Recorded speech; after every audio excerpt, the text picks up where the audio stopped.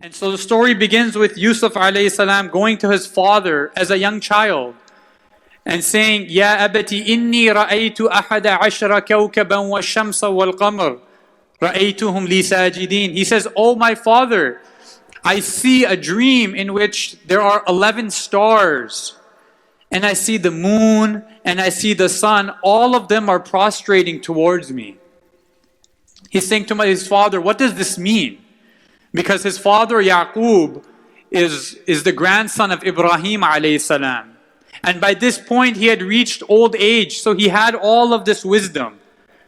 And so his young child comes to him and says, Oh my father, I have this dream. What does it mean? What does this dream mean?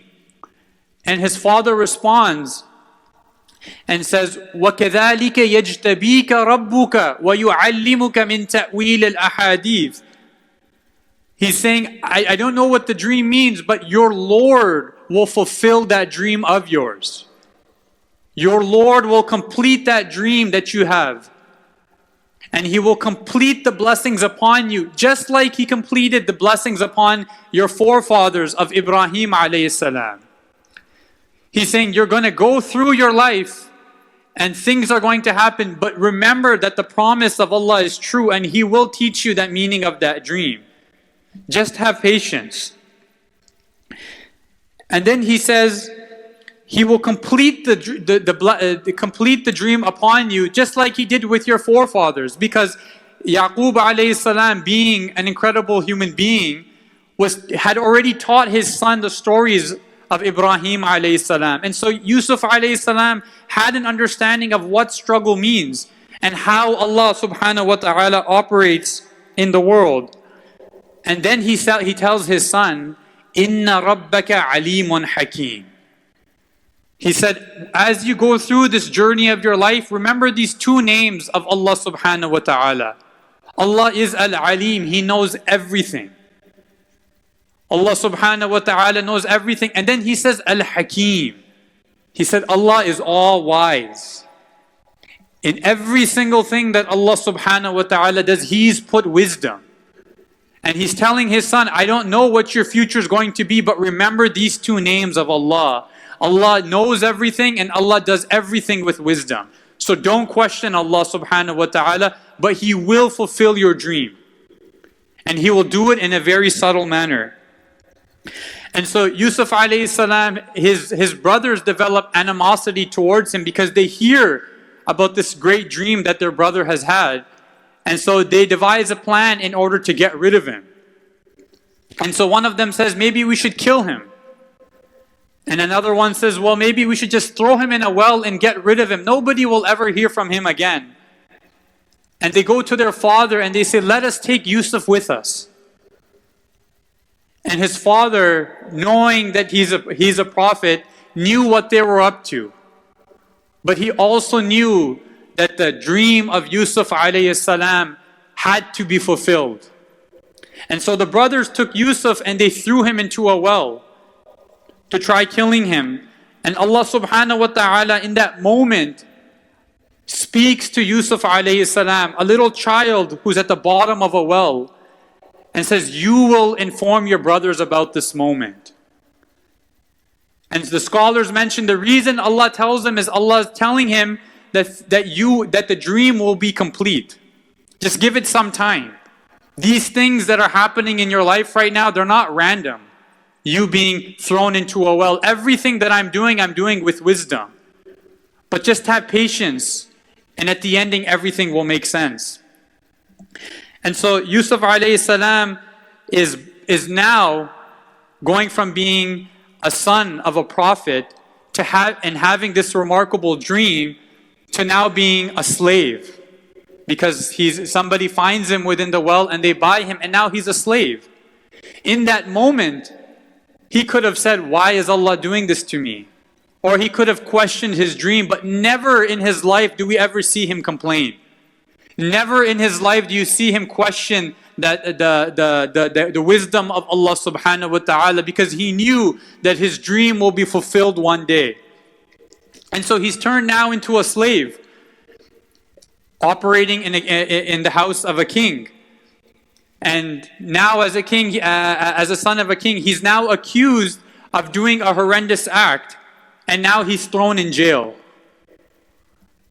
And while he's in jail, he never complains to Allah. He never questions Allah subhanahu wa ta'ala, or that his dream would not be fulfilled, because his father told him, your dream will be fulfilled. Allah will take care of you. You just have to trust Allah subhanahu wa ta'ala. And after he's released from jail and he becomes the head of Egypt, his brothers now arrive and they visit him. And Yusuf alayhi salam has now become the most powerful man in Egypt. But still his dream is not complete. He still didn't see the 11 stars or the sun or the moon prostrate to him. He still didn't see it, but he never questioned Allah subhanahu wa ta'ala. He just knew that he had to remain patient, because he knew Allah is Alim and Allah is Al-Hakim. Allah has knowledge of every single thing. Allah knows the situation he's going through, but he knows that Allah subhanahu wa ta'ala is all wise. And so he tests his brothers and informs them that he is their long lost brother. And he calls them to bring his family.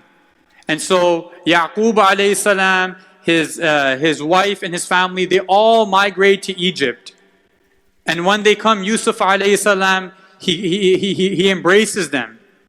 And then Allah subhanahu wa ta'ala in the Quran says, وَرَفَعَ أَبَوَيْهِ عَلَى الْعَرْشِ وَخَرُّوا لَهُ سُجَّدًا.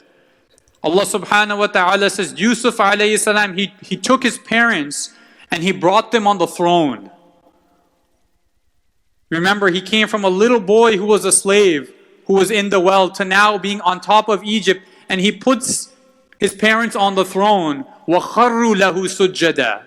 And his 11 brothers and his parents prostrate to him. And back in those days, the prostration was allowed because it was a type of ihtiram, it was a time of respect.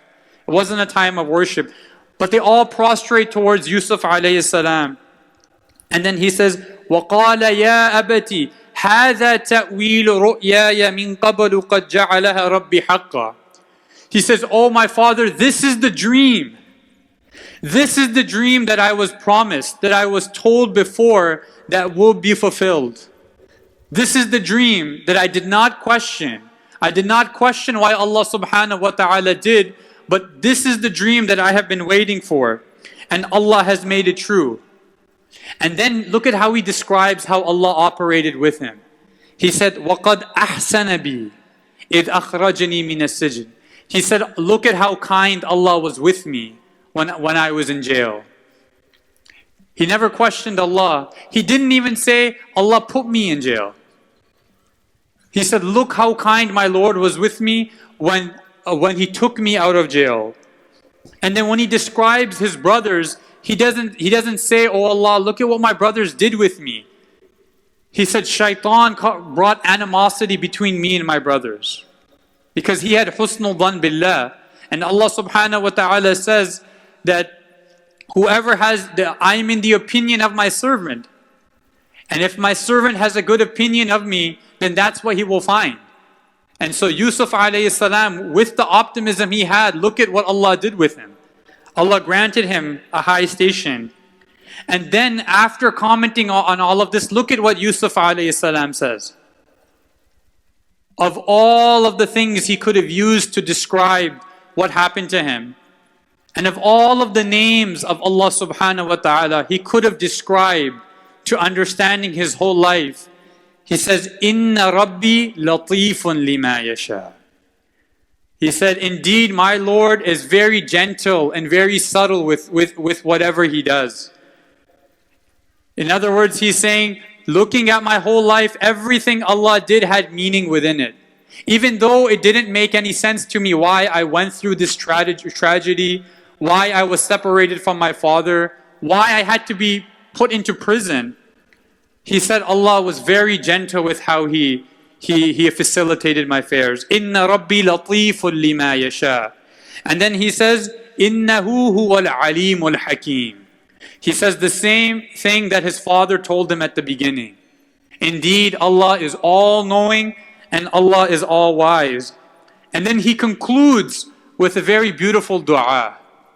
Because now he's reflected on his whole life of all of the struggles, and now he's realized that all of the stories that his father had taught him, that now he really experienced it. And so the meaning now is fully penetrated in the heart.